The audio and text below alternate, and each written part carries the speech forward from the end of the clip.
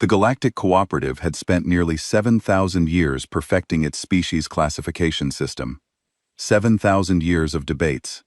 7,000 years of scientific studies. 7,000 years of politicians arguing over terminology, while researchers quietly begged for stronger safety regulations. In the end, all that effort produced a surprisingly simple conclusion. How difficult is this species to accidentally kill? Officially, the system was described as a comprehensive biological and environmental risk assessment framework. Unofficially, it was a galaxy-wide ranking of who could survive the dumbest mistakes. It wasn't the most diplomatic approach, but diplomacy had suffered a fatal setback during the infamous crystalline delegation incident. A visiting ambassador named Quelix had extended a ceremonial greeting appendage. The receiving delegate, attempting to be friendly, responded with what humans would later classify as a moderately enthusiastic handshake. The result was 17 separate pieces of Ambassador Quelix spread across a conference room floor. After that, practicality won the argument. The classification system became mandatory. Every known species received a rating. Low-risk species were delicate creatures that required special accommodations, protective equipment, and detailed warnings attached to virtually every public object. High-risk species were the opposite. They could survive environmental disasters, industrial accidents, military mishaps, and in one memorable case, an unauthorized encounter with a fusion reactor. The system was elegant, efficient, almost impossible to dispute. At least, that's what everyone believed. Then humanity submitted their biological data, and the entire classification committee spent the next 3 weeks arguing over whether the results were a software error, a statistical anomaly, or evidence that Earth itself was actively trying to kill its inhabitants. Class 1 species hailed from garden worlds, where evolution had been less of a brutal gladiatorial arena and more of a gentle suggestion. These beings required specific atmospheric compositions, precise temperature ranges, and absolutely no sudden movements. Class 2 species were marginally hardier, capable of surviving minor fluctuations in their environment without immediately expiring. The classifications continued upward, each tier representing species who had evolved in progressively more hostile conditions. Then there were the Deathworlders. Class 9 and Class 10 species came from planets that seemed to actively hate life, where survival was less of a given and more of a daily miracle. These worlds featured extreme gravity, violent weather patterns, aggressive megapa, and ecosystems that operated on the principle that everything wanted to kill everything else. Naturally, the Galactic Cooperative kept a very careful distance from Deathworlders, who were regarded with the same mixture of awe and terror that one might reserve for an active volcano wearing a smile.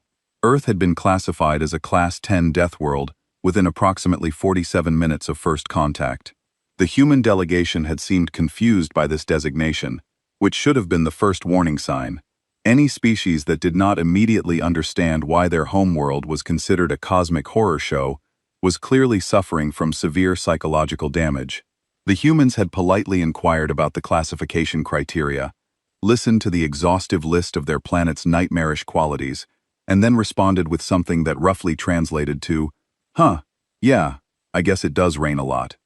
This response had required 3 weeks of xenopsychological counseling for the evaluation committee. Despite Earth's terrifying classification, humans had been provisionally accepted into the Galactic Cooperative with one critical stipulation: limited interaction with Class 1 through Class 5 species until proper safety protocols could be established. It was the diplomatic equivalent of saying, "Yes, you can join our club, but please stay in that corner and try not to breathe too loudly," which made the Galactic Youth Exchange Program's decision to accept a human student at Voltron Academy either remarkably progressive or catastrophically stupid, depending on who you asked. Voltron Academy occupied a massive station in neutral space, a gleaming construct of silver and crystalline architecture that housed approximately 12,000 students from 73 different species. It was considered the pinnacle of civilized education, where the galaxy's brightest young minds gathered to learn advanced sciences, cultural diplomacy, and the art of not accidentally killing each other through biological incompatibility. The station maintained a carefully controlled environment calibrated for Class 1 through Class 4 species. The atmosphere was a precise mixture of gases. The temperature held at a comfortable 22 degrees standard, and the gravity maintained at a gentle 0.7 standard G. Everything was soft edges and muted colors. Designed for species whose evolutionary history had not included concepts like predation or survival of the fittest into this delicate ecosystem, they had invited a human. The girl arrived on a Tuesday, which would later be remembered as either cosmically ironic or prophetically appropriate. She came through the docking bay with minimal luggage, wearing what the intake coordinator's database identified as a school uniform from her homeworld: a dark blazer, a pleated skirt, knee-high socks, and a small backpack decorated with colorful pins. She looked, by all available evidence, utterly harmless. This was the galaxy's first mistake. Intake coordinator Galisk, a centurion whose species resembled what humans might describe as a floating jellyfish made of lavender smoke, processed the human's arrival with professional efficiency, tinged with barely concealed nervousness. The human had smiled during the intake process, which had exposed her teeth, bone-white calcium structures designed for tearing and grinding, and Gelisk had required a moment to compose himself. "Welcome to Valoran Academy," Gelisk had said, his vocoder translating his chemical emissions into comprehensible language. "Your species designation has been noted, and we have prepared appropriate accommodations. Please be aware that your physical capabilities may exceed those of your fellow students, and we ask that you exercise appropriate restraint." The human had nodded, with what appeared to be genuine understanding, which was somehow more unsettling than if she had argued. "Of course," she had said, "I will be super careful, I promise." The use of the word super had not been reassuring. The girl had been assigned to Residential Wing 7, a section populated primarily by Class 2 and Class 3 species, who were deemed sturdy enough to handle proximity to someone from a more robust evolutionary background. Her roommate was a planarian, named Vixori, whose species resembled a collection of floating geometric shapes, held together by some force that physics could not adequately explain. Vori had prepared extensively for the human's arrival, reading every available file on Earth and its inhabitants. She considered herself intellectually ready for the experience. She was, it would turn out, catastrophically wrong. The first incident occurred within 6 hours.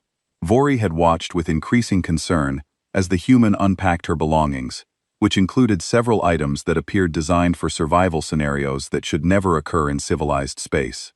A compressed sleeping bag rated for Mycian 40 degrees, a multi-tool that included no fewer than 17 different blades, a container of something labeled emergency rations that, according to the translator, could sustain a human for up to 5 days in hostile territory. "Do you expect hostile territory at an educational institution?"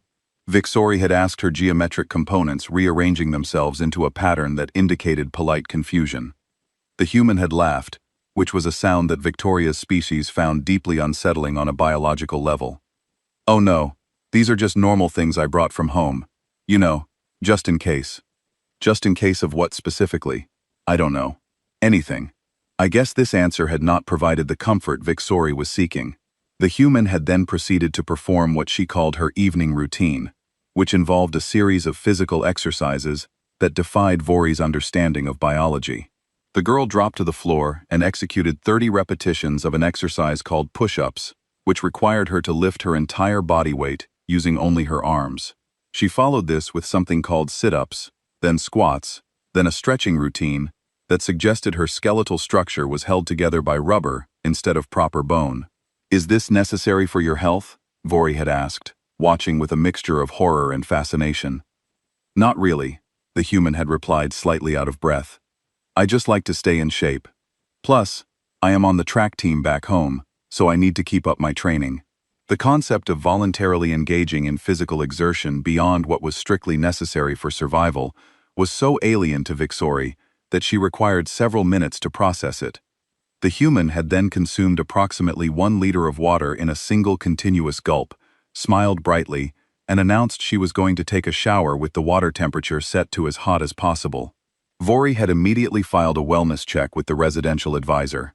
By the end of the first week, the human had become something of a legend among the student body, though not in the way the exchange program coordinators had hoped. Stories circulated through the residential wings, each more alarming than the last, and all of them completely true. In Professor Kelman's introduction to organic chemistry class, The human had accidentally knocked over a beaker containing a solution of diluted hydrochloric acid. While the other students had evacuated in accordance with safety protocols, the human had simply grabbed the nearest absorption cloth and cleaned up the spill with her bare hands. When Professor Kelman, a gaseous being who existed primarily as a sentient cloud, had frantically informed her that the acid could cause severe burns, the human had examined her hands with mild curiosity. "Oh yeah, my skin is a little red," she had observed. "I should probably wash this off, huh?" The concentration that would have permanently scarred most Class 1 through Class 4 species had caused her minor dermatological irritation. Professor Kelman had canceled the rest of that day's classes to reevaluate his career choices. Physical education had been similarly catastrophic. The class was designed for species whose idea of exercise involved gentle floating or perhaps some light hovering.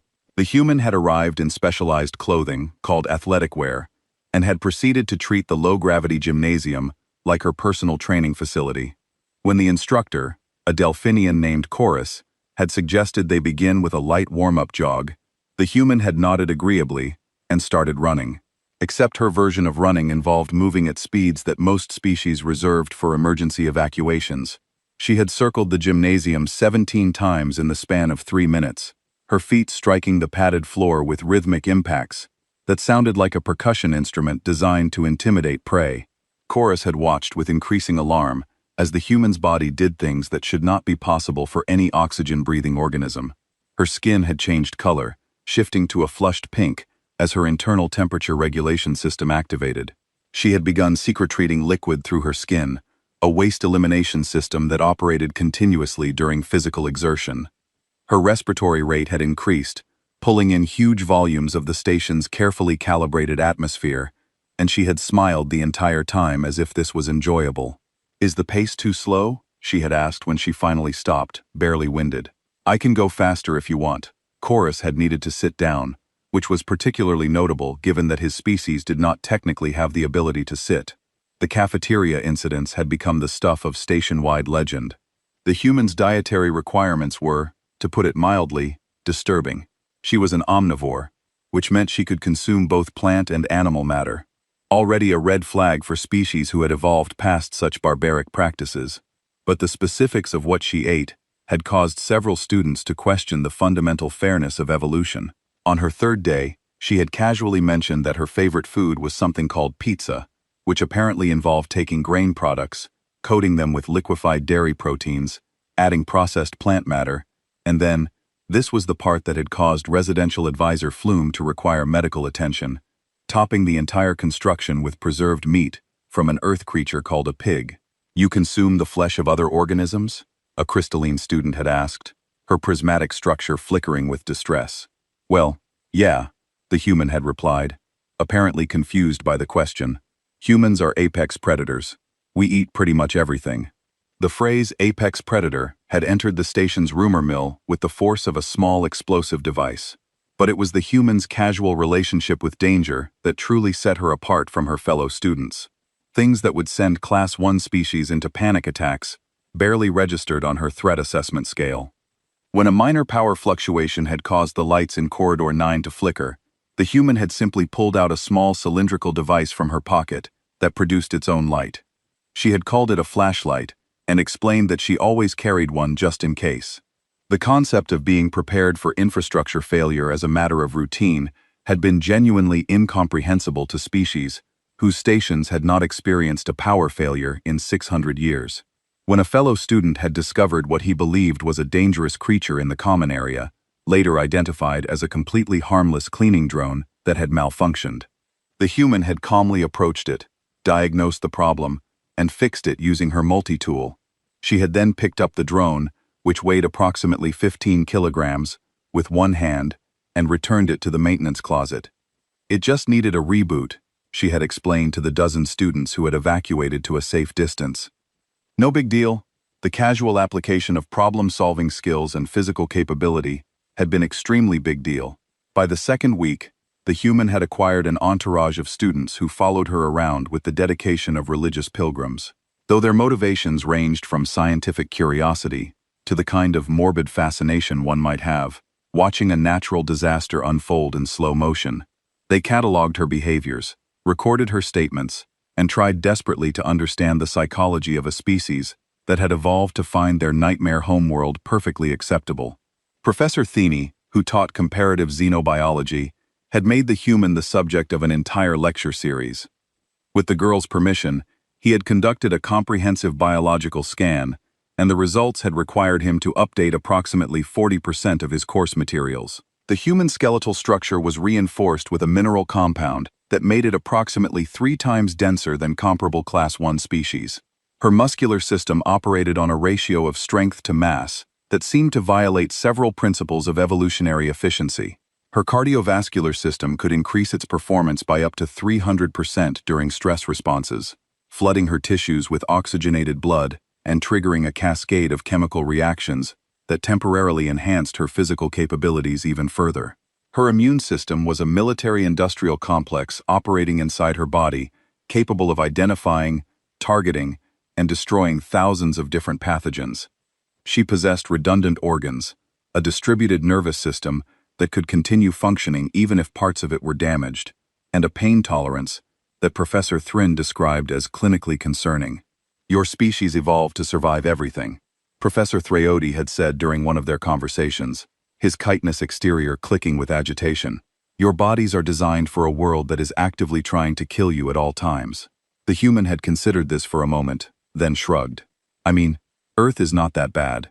Sure, we have hurricanes, tornadoes, earthquakes, tsunamis, volcanoes, droughts, floods, wildfires, and like a bunch of animals that can kill you, but you learn to deal with it. It is just home, you know." Professor Thiene had not known, and had spent the rest of the day questioning his understanding of the word home. The turning point came during the 3rd week, when Station Director Valerix called an emergency assembly to discuss a developing situation. A solar flare from the nearby star was going to impact the station's shields, potentially causing fluctuations in the environmental systems. It was a minor issue, the sort of thing that happened once every few years, and the station systems were designed to compensate automatically. There may be some temporary variations in temperature and atmospheric composition. Director Valerix announced her scaled crest flattening with concern. "We recommend all students remain in their quarters until the event passes. It should last no more than 6 hours." The student body had received this news with appropriate levels of anxiety. Temperature variations could be dangerous for species with narrow environmental tolerances. Atmospheric changes could cause respiratory distress. 6 hours was a long time to endure potentially uncomfortable conditions. The human had raised her hand. "Yes," Director Valerix had said, recognizing her with some trepidation.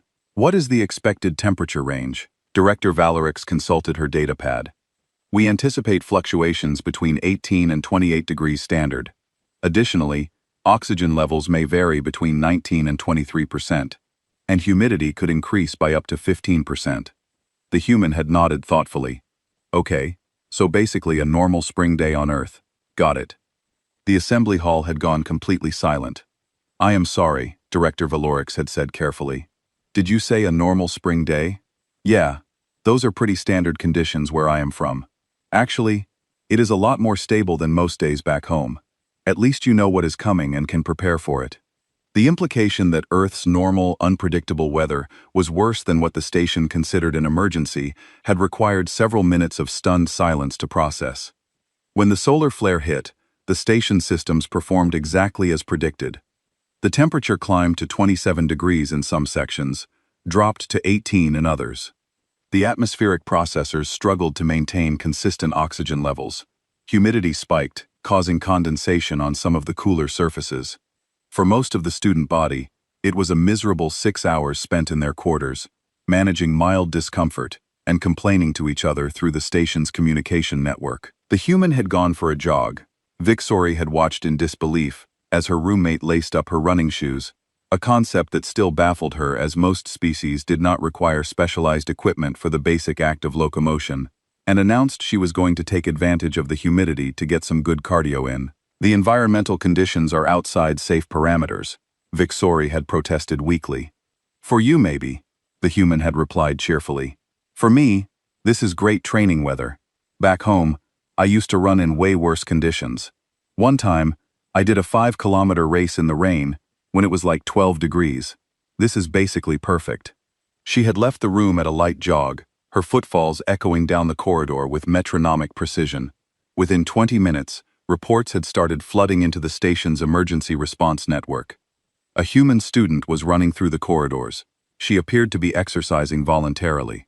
She was sweating profusely, but seemed to be enjoying herself. She had smiled and waved at several students who had peered out of their quarters with mounting alarm.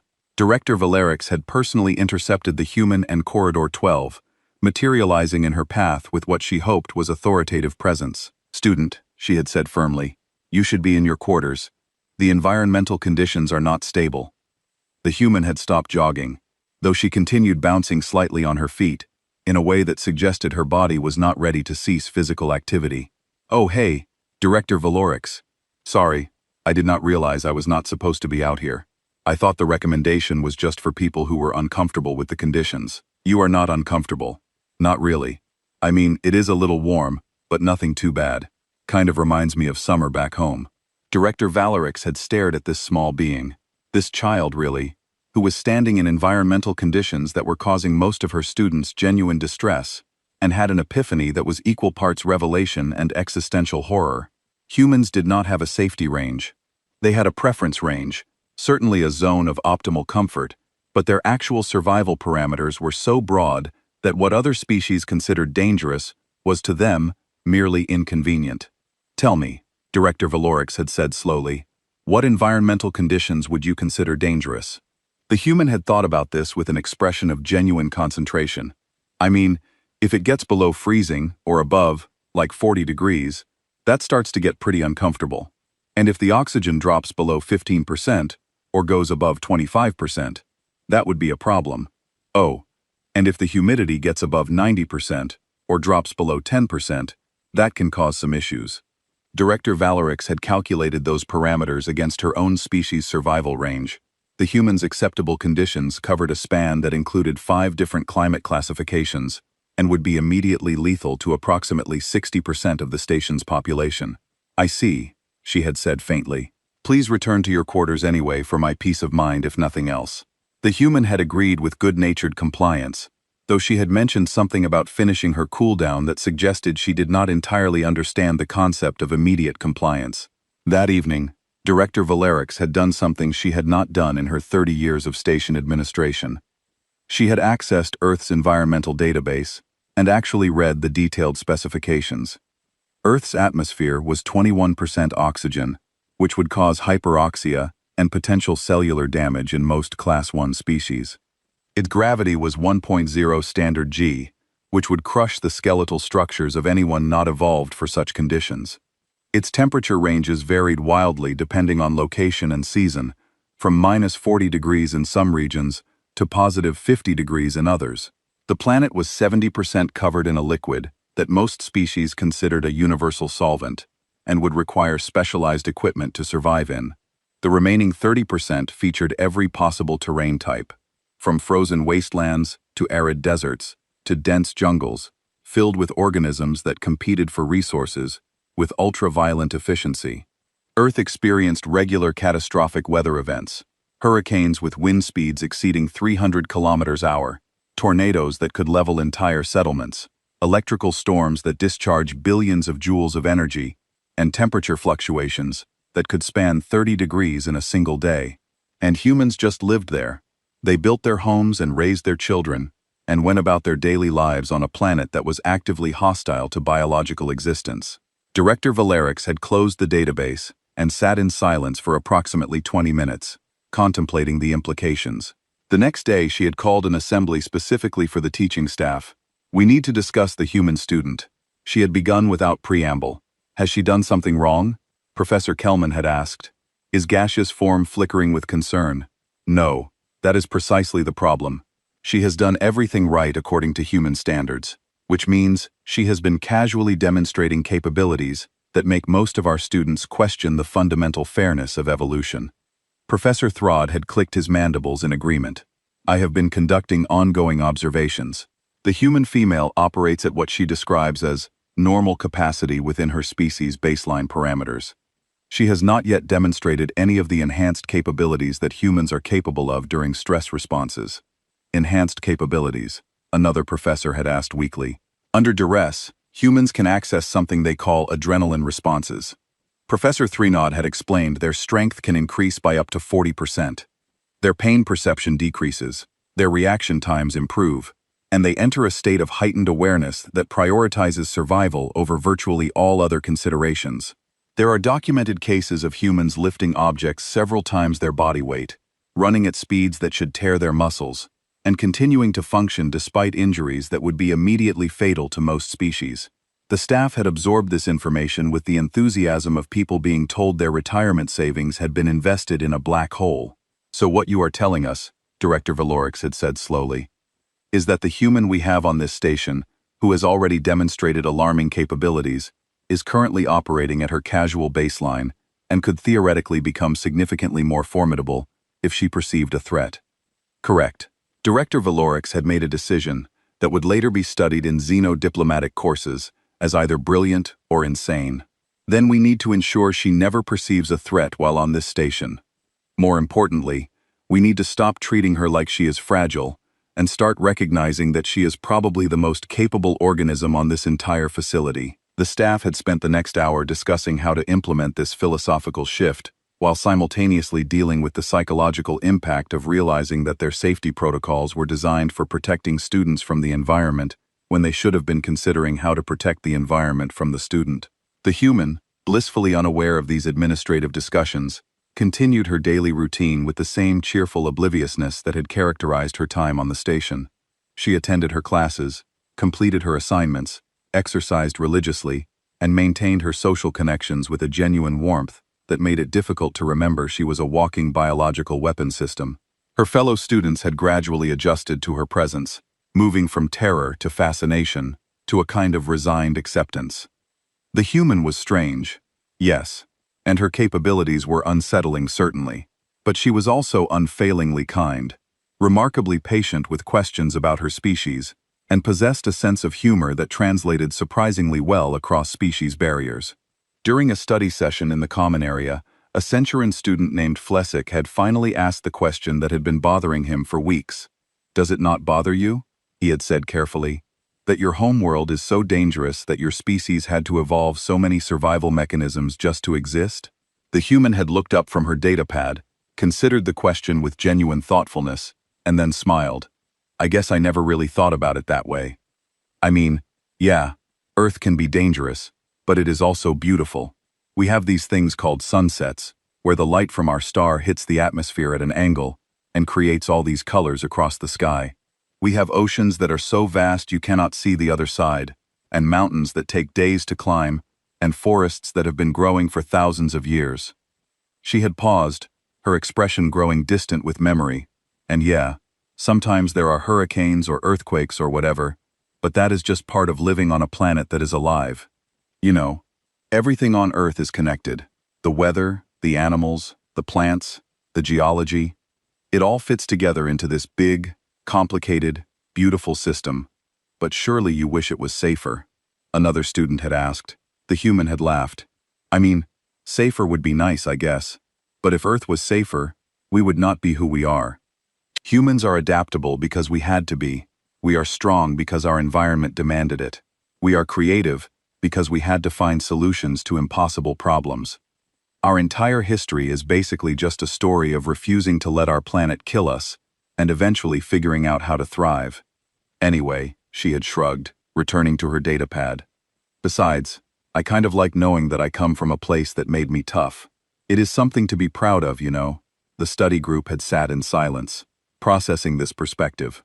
To come from a world that was actively hostile, and to feel pride rather than resentment, was so fundamentally alien to their experience that it required a complete recontextualization of their understanding of survival. Later that week, a minor incident had occurred that cemented the human's reputation on the station forever. A maintenance drone had malfunctioned in one of the storage bays, creating a small electrical fire. The automated suppression systems had engaged immediately, but a section of storage racks had partially collapsed, trapping 2 students, a Delphinian and a crystalline, behind a barrier of fallen equipment. The station's emergency response team had been alerted, but they were delayed by a training exercise in another section of the facility. Estimated response time was 8 minutes. The human had been passing by when she heard the distress calls. What happened next would be reviewed by the station's security systems approximately 400 times in the following week, each viewing generating more questions than answers.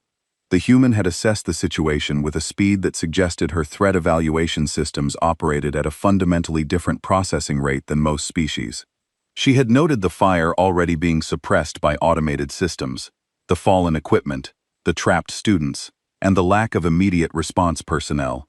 Then she had simply walked into the storage bay and started moving the equipment.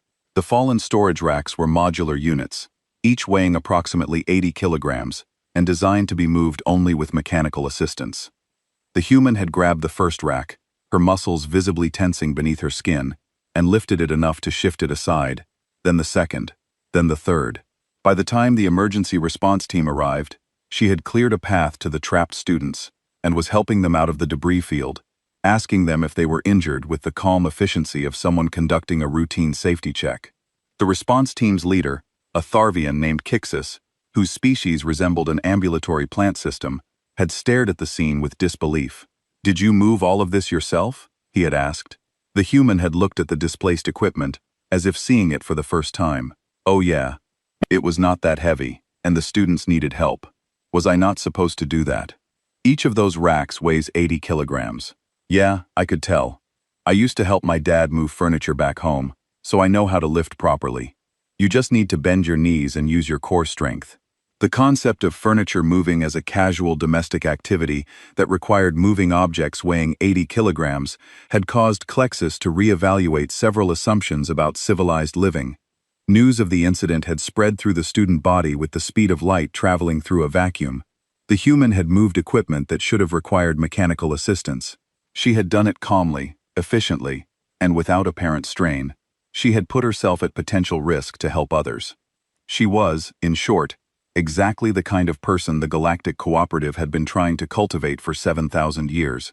Except she came from a Deathworld, and apparently considered all of this completely normal behavior. Director Valerix had called the human to her office the next day, ostensibly to discuss the incident. In reality, she wanted to understand what motivated a being who could casually perform feats of strength to risk herself for others. "Why did you enter the storage bay?" Director Valerix had asked. "You could have waited for the emergency response team." The human had seemed genuinely confused by the question. "Because waiting would have taken 8 minutes, and I was right there. It seemed like the obvious choice. You did not consider the potential danger. I mean, the fire was already being put out, and the equipment was not that unstable. It was just heavy, and someone needed help. That is all. Someone needed help. So you helped them." The human had nodded. "Yeah, pretty much. That is kind of a basic thing where I come from. If you can help and you do not, that is considered really bad." Director Valerix had studied this young being, this product of a nightmare world who had been shaped by brutality, into something unexpectedly noble, and had finally understood what made humans truly dangerous. It was not their strength, though they were undeniably strong. It was not their resilience, though they could survive conditions that would kill most species. It was not even their adaptability, though they could thrive in environments ranging from Arctic tundra to desert wastelands. It was their baseline assumption that helping others was the default choice. That risking yourself for someone else was not heroism, but basic decency. That cooperation was not a political strategy, but a fundamental moral obligation. Humans had evolved on a world that tried to kill them constantly, and their response had been to build societies based on mutual aid and collective survival. They had looked at a planet full of hazards and decided that the biggest threat was not the environment, but the possibility of facing it alone. "You are a remarkable individual," Director Weiler had said. Finally, the human had blushed, her skin shifting to a darker shade in what appeared to be an embarrassment response. "I really just did what anyone would do." "No," Director Valerix had corrected gently. "You did what any human would do. That is what makes you remarkable." The remainder of the academic term had proceeded with a new understanding permeating the station's social dynamics. The human was no longer viewed as a dangerous anomaly, but as a representative of a species whose capabilities were matched by their compassion. Students who had initially avoided her began seeking her out, asking questions about Earth, about human culture, about what it meant to come from a place where survival required constant vigilance, and cooperation. The human had answered every question with patience and humor, describing her home world with the affection of someone talking about a difficult but beloved family member. She told stories about Earth's seasons, its diverse ecosystems, its staggering variety of life forms. She explained human customs, human history, human art and music and literature. And gradually, the students of Valorant Academy began to understand that Deathworlds did not just produce survivors. They produced survivors who valued life precisely because they understood how fragile and precious it was. On the last day of the term, Professor Thrinoti had given a final lecture on comparative xenobiology that had deviated significantly from the approved curriculum. We began this course, he had said, with the assumption that classification systems define species, that Class 1 organisms are fundamentally different from Class 10 organisms, not just in capability, but in nature. He had paused, his chitinous exterior clicking thoughtfully.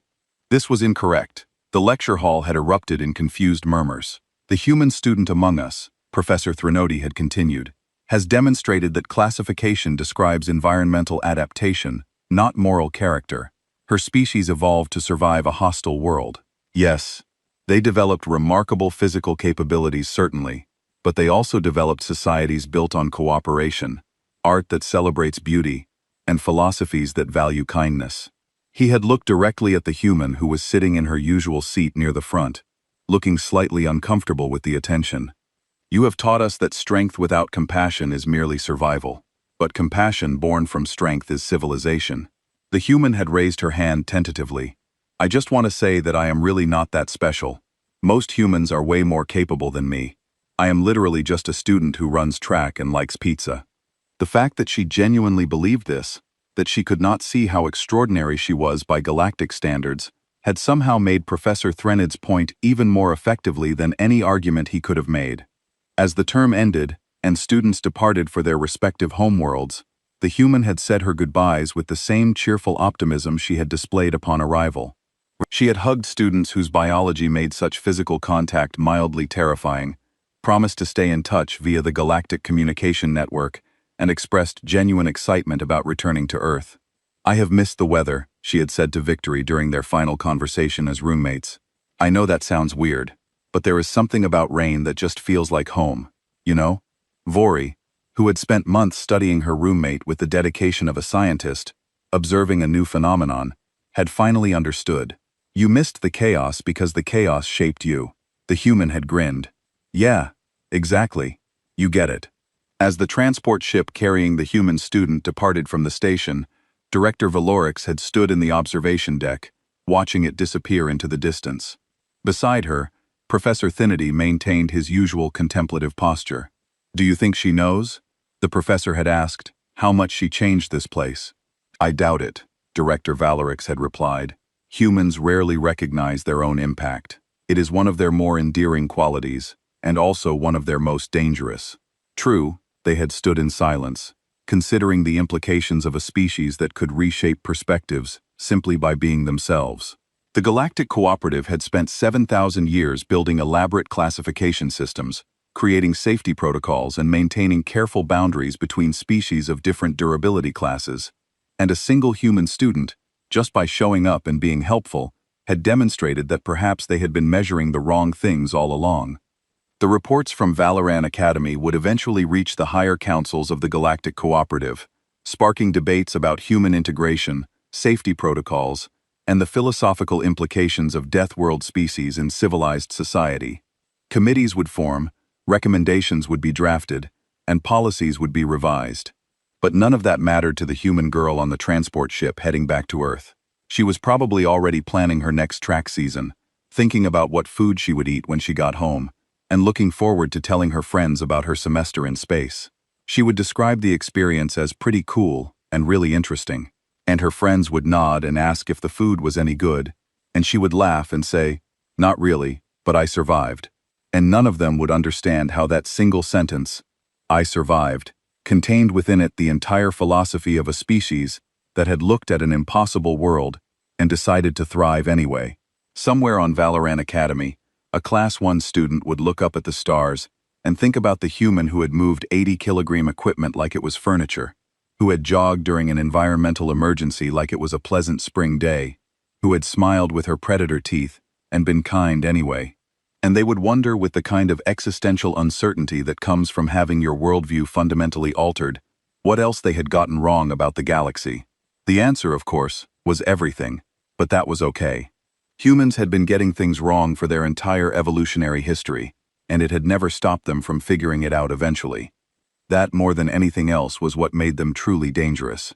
Not that they were strong, but that they never stopped trying to be